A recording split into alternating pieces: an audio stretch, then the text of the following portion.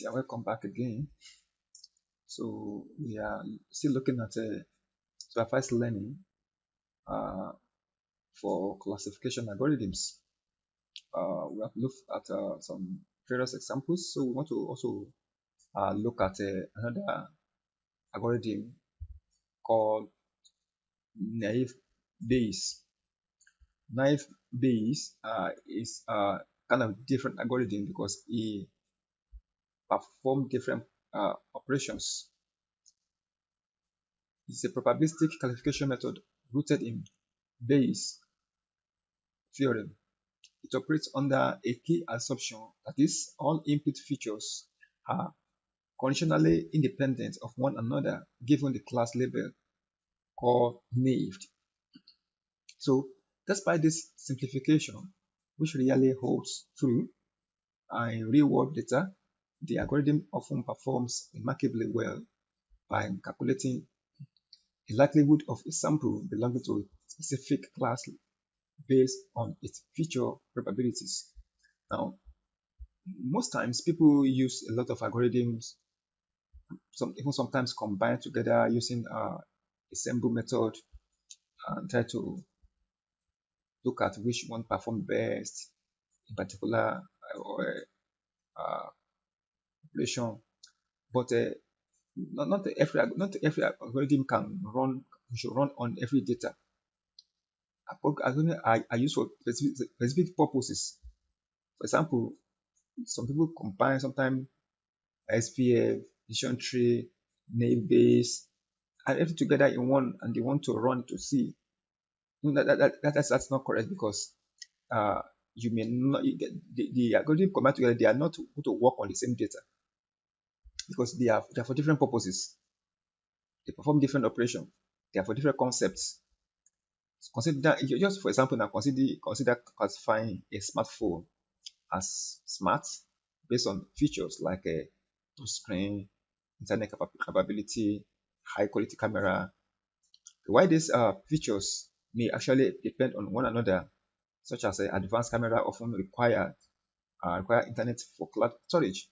So naive Bayes treats them as independent contributors to the probability calculation. So when you are now combining such algorithms so together with other algorithms just to classify, you may be missing a lot of points because they are not for the same purposes. They are for different purposes. Okay. Now, naive Bayes is computational efficient.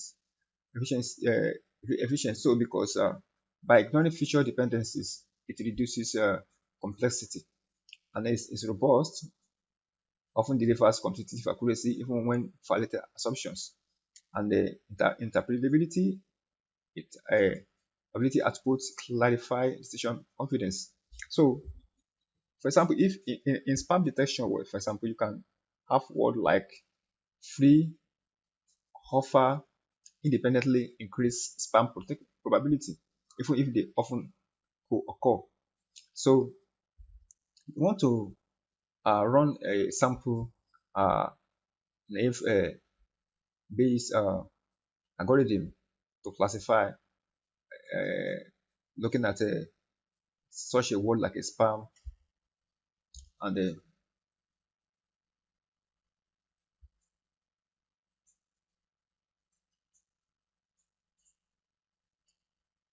so you may want to look at such a word like a spam or other ones to see if they actually can be classified.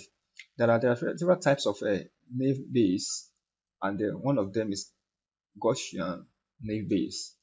Gaussian, we have multinomial and we have Bernoulli. Uh, Gaussian aims assume continuous features follow a normal distribution, making it ideal for numerical data.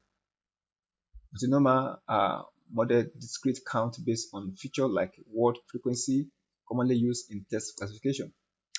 Now, and the Bernoulli is designed for binary features, right? 0 and 1 often apply in text classification with presence or absence word features.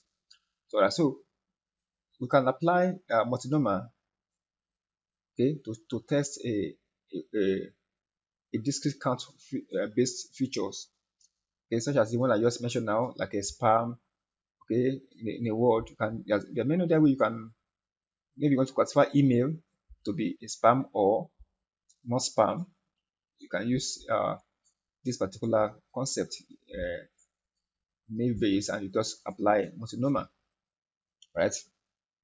Okay, so let's do some implementation. We're going to use a data set uh, from the University of California. It's a new spam collection data set. This is classic data set for spam, so harm classification. So it has been tested. So we're going to I've downloaded the data set already. So this is the, I can just run it now. You can see. So you run it to just find the P1 because the data set has extra columns. So we only need the first 2 columns. So we are going to rename the label, give a new name, give a new columns name, label and text, because the first one is label, the second one is text. So we have our heading here. So we just print out, that's what you have. So you can see the label here, ham, spam, spam. So we have ham, spam, so like that. So, and these are the tests. So this test we're going to use this label to classify, right? So these are the classification. We have a total number of ham, total number of spam, right? So just to see how the numbers. Okay, so that is what we did here to just to see the count, to count it. All right, so we need to process the data. Let's convert the text to numerical features for TF, IDF. So I'm going to explain that later as we continue. Or we can use bag of words, right? Concept. So, and let's just import our TFDF factorizer. Then we split our data set. So run this line of code. Now you have this. You have this one that is splitted. Now we have our X and Y, which is our feature and our target variable. Okay, pass it in. So our ham is 0, our spam is 1.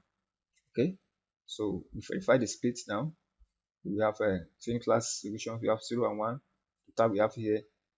So we also have test 1. We have total here. So we have split. So if we look at our split now here,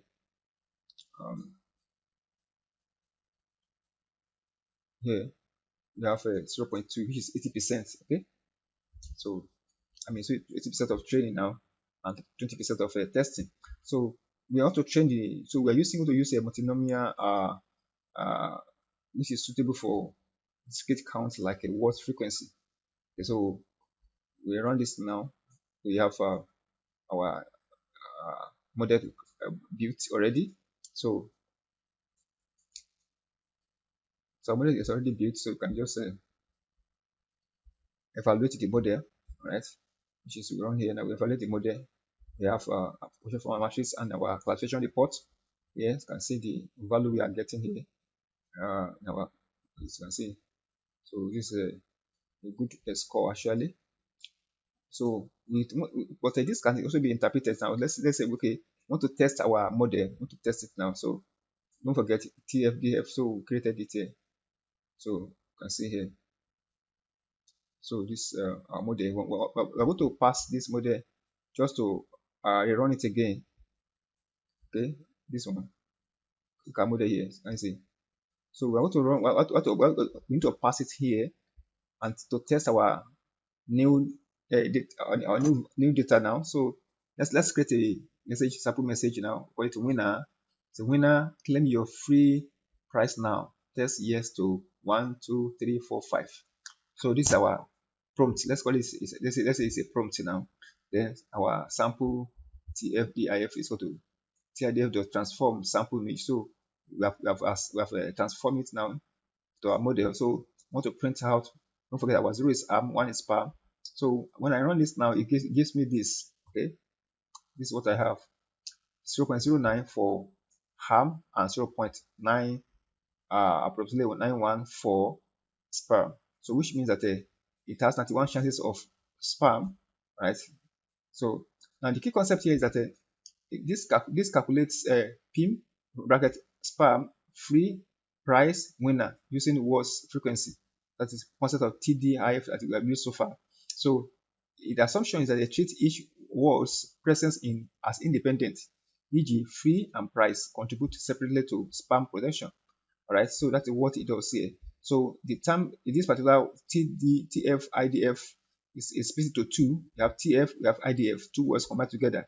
The term actually is a statistical measure used in natural language processing to evaluate how important a word is to a document which is within a collection.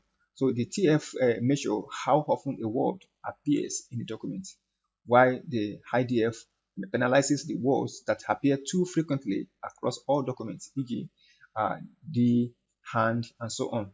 So meanwhile, it downweights common words like D and highlights distinctive words like winner. So that is what we use here. We pass. That's what we pass here. Yeah. When you pass it here, it tries to look for winner. It look for free. It looks for price to try to classify if it's a spam or not. So these are commonly seen in emails, Yahoo, Gmail, with all those spam messages. So you can see that this time around they used to try to separate them, okay, into different groups. So you have different email now divided to separate groups. You have spam one, we have the one on the spam, you have the one social. Why? Because they use something similar to this to separate them. All right, so that you know this one are real emails, this one are just spam email, this one are social, this one are just marketing, this one are the promo, and so on. So they are all separated using this kind of a word, so this kind of a concept. So that is just after today. So today we just need to look at naive base. So in the next class we look at something different. But for now, thank you so much for listening. I will see you in the next class.